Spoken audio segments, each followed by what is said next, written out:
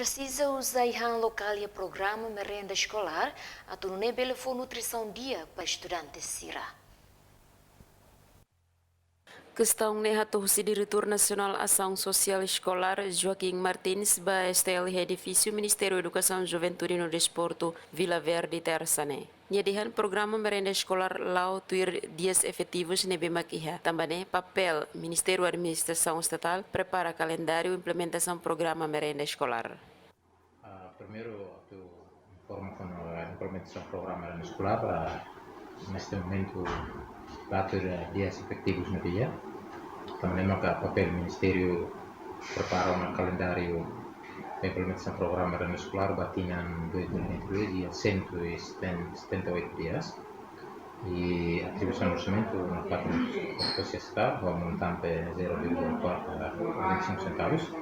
E a implementação básica é o município São Luís Rua, entre o município São Luís Rua e município Dili maka utiliza botelhas de gás. Também maka neste momento a plano de e a técnica que plano antes está distribuindo botelhas de gás para o município Sul, mas ver lá consegue. Então, o município de Lima continua lá nessa bye-bye. Nunemos Alzira de Rauzo, nessa professora Rossi, pré-escolar Sagrada Família, hateten cada lorong estudante acesso a merenda escolar. No menu sempre troca malo.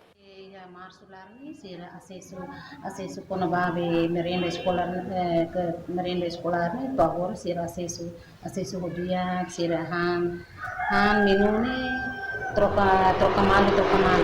Albertina Pereira hanesang ema nebetain ba estudante sira teten dadera estudante sirahan iha tukusia tamane sira tenki mai sedu escola. Mereka sedang pakai dia. Negeri atendimento e também onde mesak né. Kau mesak pakai. Jacinta Siqueira, Joanina Belo, STL News.